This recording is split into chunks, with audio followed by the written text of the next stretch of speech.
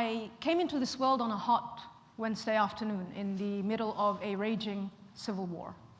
And if that wasn't enough to make war a central protagonist in my life, my mother and father were both made refugees as children. At the ages of 3 and 5, respectively, they had to flee their family homes and travel on foot for hundreds of kilometers in order to escape certain death. By the time I was born, they had been living as refugees without a country to return to for more than 30 years. I inherited their condition of statelessness, and I was also registered as a Palestinian refugee in Lebanon. I wrote my first novel at the age of 13. It was set during the First World War, which I researched extensively. I wrote my second novel at the age of 14. It was set during the American Civil War. What I didn't realize at the time was that what I was trying to understand was the Civil War I had survived as a child. And there did come a time when I went back to study its roots and origins. Subsequently, I went in to research the Palestinian-Israeli conflict. And in coming to understand the ongoing suffering of my own people, I also found myself going through 1,200 years of European anti-Semitism as well, which of course culminated in the horrors that we witnessed as a world in World War II. In doing all of this, the pattern of human cruelty crystallized before me. I began to understand how mechanisms of oppression operate, how minoritizing a population takes place, how mobilizing the majority in the direction of persecution is achieved and sustained century after century, millennium after millennium. The conclusion of epic hatred tends to be the same. In any unrelenting effort to destroy the other, the oppressors tend to also eventually destroy themselves. And there would be no war anywhere if the very mention of an undesirable other didn't make us feel an initial discomfort. It's that initial discomfort, that initial sense of someone or something as foreign or alien, that is the seed that can grow into a sterile field of endemic destruction. I spent my childhood in the basements of buildings, in the damp and dark. I slept on makeshift mattresses, and I experienced an extraordinary amount of horror as all hell was let loose above ground, while innocent people were being massacred in the streets, and warplanes and heavy artillery were bombing the hell out of condensed urban spaces in the name of making the world a safer place. I went on to become a university professor, and I taught my students about all kinds of human-made atrocities, all kinds of genocides across our history as a race in the only country that we have, Earth. In my adult life, I read about the annihilation of over 50 million natives of North America. I read about how King Leopold II of Belgium privatized the Congo towards the end of the 19th century. He did this he basically turned a part of Africa into his own private property, and he did this so that he could circumvent his own parliament and undertake the mass mining of the region using the natives in slave labor. He said he was doing this as part of the West's civilizing mission to bring the light of Europe to the darknesses of Africa. And in interviews, he would repeatedly deny knowledge of the massacres. Unfortunately, due to poor historical records, estimates of Congolese deaths waver between 4 and 10 million. I read about the Nazi Holocausts, which turned genocide into a network of mass industrial complexes across Europe. I read about their killing trucks in which differently able-bodied people were suffocated with carbon monoxide. I read about the Sinti and Roma peoples whom they virtually annihilated.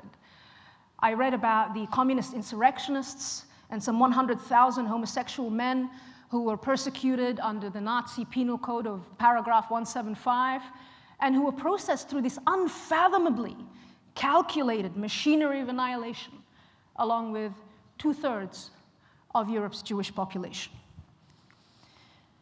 I am always haunted by the voice of Anne Frank, a child writer like myself, whose talent never got the chance to bloom into adulthood. and who also spent a childhood hiding from death. I made it, but she didn't. When I think of her, I also think of my cousins, Rabia and Safa. Safa was the same age as Anne when she perished in the Israeli siege and bombing of Beirut in 1982. She perished along with her younger brother, her mother, her father, her aunt, and her uncle. In the blink of an eye, they were gone, and that moment was our family's Holocaust. The bomb that killed them is the predecessor to the thermobaric weapon. It was designed some 15 miles north of Los Angeles. And the ingenuity of this device, for want of a better word, is that it doesn't explode into the target, it explodes above the target. And once it explodes, it creates an extraordinary amount of heat and air pressure that the object of its destruction implodes rather than explodes. It's my understanding that that was perhaps the first time in history that that weapon was used on a civilian population. And it was detonated on August 6, 1982, which also happened to be the 37th anniversary of the atomic bombing of Hiroshima. The oldest event of warfare that we know of so far dates back 13,000 years. In 1965, an American archaeologist by the name of Fred Wendorf, was excavating around Jabal Sahaba in northern Sudan when he discovered the site of a mass grave. The skeletal remains of men, women, and children were subjected to more sophisticated scientific testing in recent years, and remnants of arrowheads indicate that many of the victims died traumatic and violent deaths. Renee Friedman, the curator at the British Museum where an exhibit is held, further illuminates that the site came to be used as an intergenerational cemetery, which suggests to us that this conflict was ongoing over a period of decades. Now, scientists at Bordeaux University divined that the fertile plains of the Nile Valley became a scarce freshwater resource in the wake of a severe climactic disaster following the Ice Age, which led to desertification of the nearby plains. And in this way, we can fathom or we can gather that this was a conflict due to resources, resource management, a conflict over territory. We have also very recently discovered the site of a mass grave in Kenya. And when I say recently, it was only reported in the New York Times on Thursday. And that site is dated back to 10,000 years. So it's not quite as old as the site discovered in Sudan. The oldest recorded event of known warfare that we know of, so it's the oldest event of human warfare in recorded human history, dates back to the land we often call the cradle of civilization, or Mesopotamia, or the land between two rivers, these being the Euphrates and the Tigris, which are in modern-day Iraq. Mesopotamia is the world's oldest urban civilization. It dates back to 3,500 BC. It is also the home to the world's humanity's first literary culture. Cuneiform, a form of writing that was invented at the time, involves marking and etching on clay tablets. And in the late 19th century, we discovered a war memorial from this period, which we estimate dates back to about 2,450 BC. And this war memorial gives us a record of a battle between King Inetum of Lagash and his rival, the defeated rival, the king of Ummah.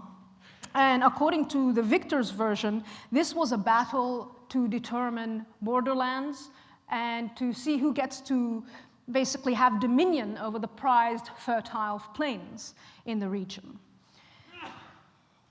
The remnants of the stele can be found in the Louvre, which have been in its possession since the 1930s. And there is a translation of one of the Sumerian etchings on that. And it reads that, it gives us an idea of the size of this battle. It reads, Inetum soon struck at Ummah, and and soon the bodies were 3,600 in number. I, Inatum, like a fierce storm wind, unleashed the tempest. On the mythological side of the stele, we see Inatum being endowed by the god Ningirsu. So in a way, this is a victory that's enshrined as some kind of manifest destiny. This stele is also important because it shows us how we progressed from our basic hunting tools, from axes and spears and arrows, to a new technology and warfare, to a new technology and organized machinery of warfare. The stele shows Inatum sporting a long beaten sword, and sometimes he is on a horse-drawn chariot. And you also get to see soldiers in headgear and body armor, and they're ordered into phalanges. So this would just suggest some training. And these are said to be the first armies of the Bronze Age. They fought over territory. They fought to sustain dominions and to create empires. And their leaders very clearly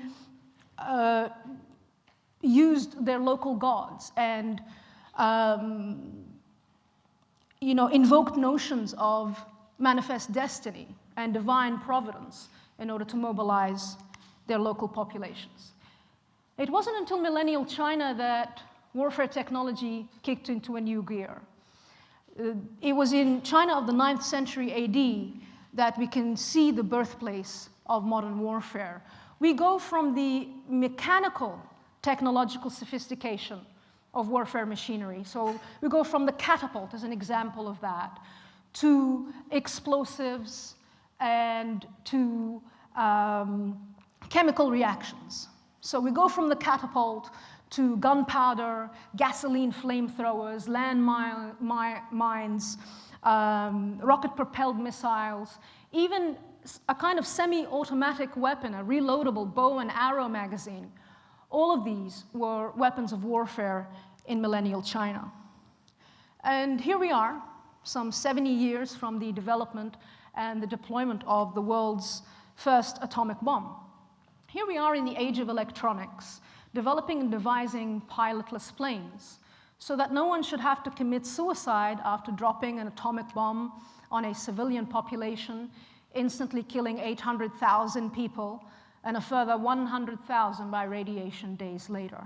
Here we are further removing ourselves from immediate culpability, from the contact of hand-to-hand combat, alienating ourselves from the war effort so that it is something that happens over there, far away, so that it's simply a televisual spectacle that is conducted by remote control. And in this way, it's something that happens far away, and we don't have to translate it into the death of an innocent, talented, or untalented young child, or into the extraordinary, excruciating agony of a mother, or the self-destruction of an otherwise ambitious, life-loving young man. And in this way, it becomes even easier to denounce pacifism, to look the other way.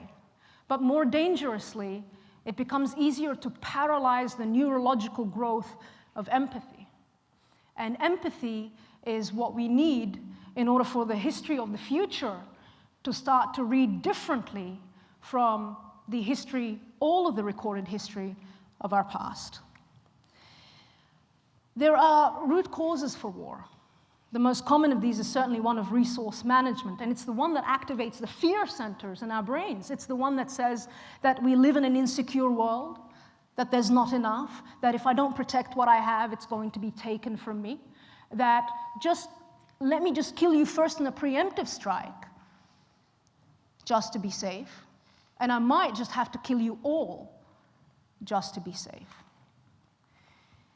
But there is another cause, and it's the one born out of this primal fear, and it nests in the way that we narrate our genealogies and in our mythologies about ourselves. It nests in the way we see ourselves as collectives. It's the story of our gods and their gods, and our notions of manifest destiny, and being in the hands of a providence so divine as though we have little or no say in the matter.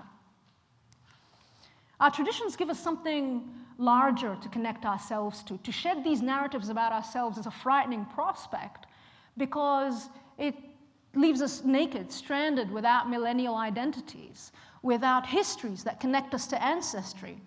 But in venturing outside of these traditions, outside of this common sense of ourselves, then that's when we stand to gain connection to everything and everyone else. And that's what we would need, once again, for the history of the future to start to read differently from the history of our recorded past. I began by giving you a personal history of human warfare. I proceeded to give you a macro history of human warfare, and I'm going to end by giving you a description of a micro history of human warfare. And this is a warfare we are not conditioned to see as such. It's the warfare that we have with ants when we find them in our kitchens. It's the warfare that we have when we unthinkingly rush to annihilate a spider or a cockroach when it ventures into our line of sight. In this micro-history, there is an evidently ancient and primal anxiety. And this is a fear.